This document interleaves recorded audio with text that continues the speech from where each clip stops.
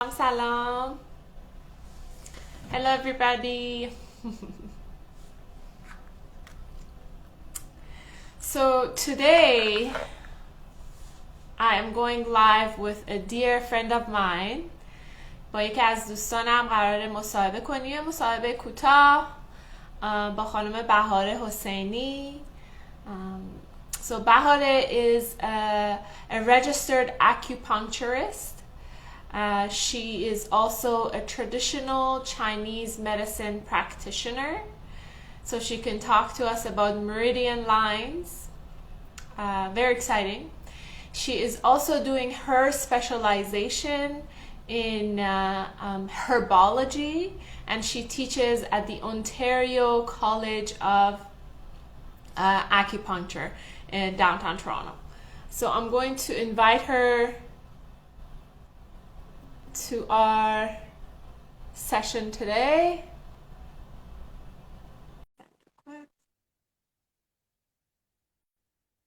Hi, Bahareh. I think she's going to come up. So Bahareh is one of our speakers for the Women's Circle. She's, hi. So I caught her between clients. I'm so lucky. Hi, Bahareh, how are you? Good. How are you? Thank you so much for doing this. Of course. This is the fourth time we're actually doing the Women's Circle, and Bahar has been always a guest because she has a wealth of knowledge to share with us. So again, we're gonna kind of throw in Farsi words for some of our friends who are speaking Farsi. Yeah, Bahar? Are? Definitely. Hatman, hatman. So Bahar, can you just introduce yourself and give us a little bit of background? I mentioned that you teach at the College of Acupuncture and that you're specializing in herbology, but it's nicer if you just tell us yourself. Sure. Yes, I practice traditional Chinese medicine and acupuncture, and I've been a registered acupuncturist for about 7 years. Prior to that, I was an engineer, like Dory, Right. in a different career. And then I shifted to wellness, and I used to teach yoga and studied Ayurveda and then traditional Chinese medicine. And so now I just finished my herbal training as well. So soon I'll be incorporating traditional Chinese medicine herbology into my practice. But yeah, I generally really love sharing things we can do at home. So that's kind of my thing. I really love sharing it with people, very simple things that we can do. I don't like complicated health advice. I like very simple things. So yeah, and then Dory has been so kind to invite me a few times to these beautiful circles that she manages and so skillfully. And so happy to be here. Of course. So Bahare, we're actually starting let me mention this. We're actually starting our Women's Circle February 1st, and Bahare is our guest on February 8th, which is the second Monday of February.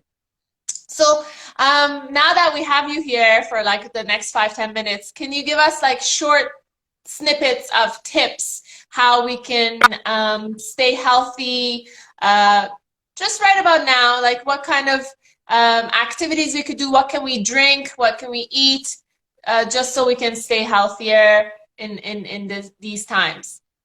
Definitely, from a holistic health and traditional Chinese medicine perspective, we follow nature. Whatever's out there, we try to balance it out within us so that we can remain balanced. So seasonally, we change our lifestyle, not dramatically necessarily.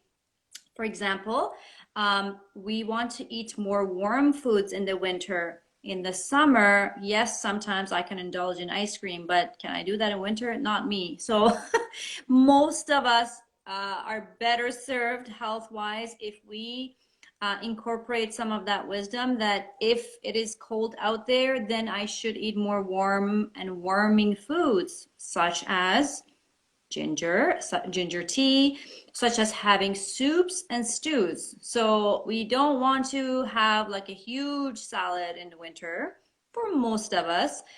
So we want to keep to more warm foods as we have in our Persian culture. We have asharishte, right? We Yeah. have abgusht. So definitely those foods that we traditionally know to eat more in the winter. In the summer, we don't even crave it, right? So we want to actually really listen to the wisdom of our body and what we grew up with, plus what kind of foods our ancestors ate in the winter. Ancestors in thousands of years ago, even my grandmother or my mom or myself growing up, those are a bit of a clue in terms of what works for us seasonally. So it's in most cultures, in winter, we want to keep to more warming foods. And generally speaking, some animals hibernate, right? And actually, humans used to hibernate apparently in the winter. There's some theories that say that. So generally, that whole idea of taking it easy and sleeping more, staying in more. I like that. You know that I'm from Shiraz. Sleeping is Exactly. So important, right? Napping if possible. And nowadays, because we're home a lot, working from home, maybe you can get away with half an hour nap in the afternoon. Mhm, Absolutely. amazing, amazing. Okay, so um, you not only speak about healthy living, but you also can help people with weight loss. Yes and no. Weight loss is a very interesting area because, first of all, yes, weight loss and any kind of, let's say, other same category of issues such as quitting smoking or anything that requires a habit change, it's Mm. quite difficult. So unless the person is really committed, really wants to, um, there's nothing I can do that can Yeah, magically. for everything, you have to be committed to have any sort of results in anything. Yeah. Exactly. And then the other problem I find with weight loss, yes, we can help, but there is a little bit of a mental and psychological problem as well. So we want to make sure the person who is trying to lose weight is not doing it in an unhealthy way. And so body image issues, things like that. So we work in traditional Chinese medicine with our mental health as well as body. So your body, after getting treatments, a series of treatments, your body knows what is the healthiest for it, and perhaps you also will listen to your body more. You may say, you know Mhm. what, I'm satisfied with my weight, this is healthy for me and I should accept it, and that's okay, so there has to be a healthy balance in terms of weight loss. But absolutely, we have certain protocols and treatments. Some people may be familiar with the ear acupuncture and ear seed acupressure treatment that we do for weight loss. But again, those work with our own body to allow the functions of the body be optimal for us. Okay, cool. So again, now that I have you here, can Sure. you give us so Bahareh actually has her practice in Richmond Hill and she sees patients regularly. But can you give us? I told people that you are an expert in meridian lines and the work of energy, the body, energy of the body. So if I have a headache, what pressure point can I press on to help my to help relieve my headache? Oh, good one. So in traditional Chinese medicine, yes, we have general, so the meridian lines and the acupuncture lines are all sort of in the same idea, right? That were discovered based on thousands of years of observation of human body. So Mm. if someone has a headache, we have certain points that are for headache, but generally speaking, we don't want to give because the thing is there's different meridians. So is the Okay. headache on the forehead? Is it on top of the head? Is it the sides? Is it here, right? Is it behind the eye? So they're all different. So we give different acupressure points. However, Mm. one that is kind of very well known and it works for any type of headache. It's quite well known, which is called large intestine 4. It's in between these two fingers, the thumb and the index finger. And if you press it, you Here? notice that I'm going to show you. It's just that I don't have my phone tripod thing. So I have Oh, okay, okay, okay. one here so I can show you. Okay. Yeah, but right here, if you press, you feel like, wow, it's a meaty area and it's kind of tender. Okay? Yeah. Bit tender. Yes, you got it so well. Feels so good and so Yeah, painful. Yeah, this one is good for even toothache or any kind of Oh, head symptom. Even for when I do sort of cosmetic acupuncture and acupressure, I incorporate this because it has to do with any energy in the head and face, basically. So we okay. like doing this. And you know what? It's so tender and we type a lot, so this needs some acupressure. Oh, cool, cool, cool, cool. So you mentioned cosmetic facials? Yeah, so using Yes. acupuncture, yeah, using acupuncture, we actually insert needles onto the face, creates micro tear and micro injury. And you're an exercise expert, so you know when we go and do weight training, we are tearing the muscle fibers, right? And then the body Mhm. comes, Yeah. repairs it, and makes it better, makes the better Yeah. muscle, more mass, right? So the same works with our skin and the muscle on our face. When I insert all the needles on the face, it's creating micro trauma, micro injury. So the Yeah. body sends all the Rebuild. healing power, the liquid, the blood, the collagen to repair it, and then it makes the skin better. So More of course, we supple. work with the body too, but we work with the face as well. Yeah. So it's like a workout for the face.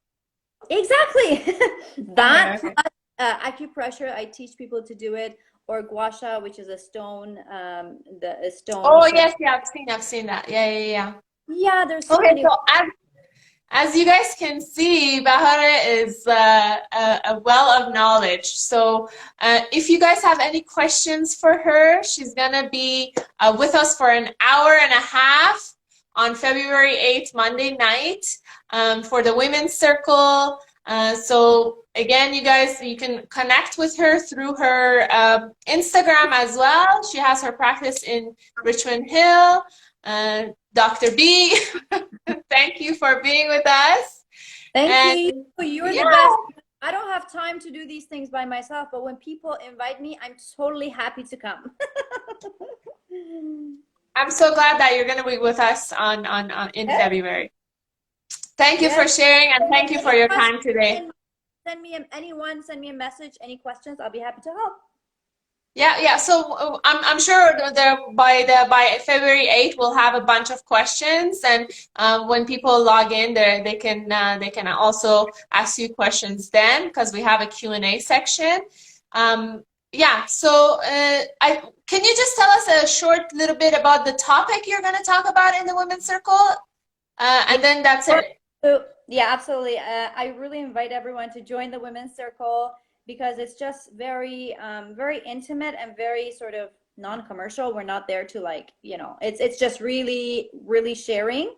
So I'm going to be sharing more about how to take care of our health in the winter. So winter is very long in Canada. We have another 4 months. So we need some help, right? Things you can do for very, very affordable price at home, like using certain oils, doing self massage, and some foods you can incorporate into your diet and enjoy. And so we're going to talk about winter wellness. Awesome. Tips for winter. Yes, exactly. Okay, okay. So we'll see you in a month, Yes, Dr. B. absolutely. Thank you so much for joining us You're today. welcome. Take care. Thank you Bye. guys. Bye. Bye. Bye, Azizah.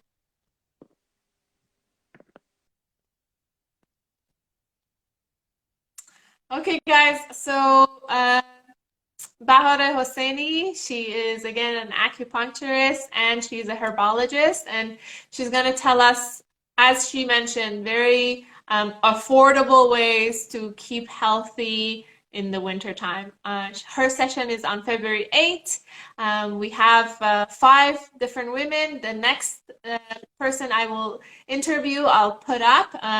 So either it'll be Dr. Nora, who's a naturopathic medicine doctor, or Candice West, who's a specialist in massage therapy and manipulation of the body, and she's going to talk to us about sex.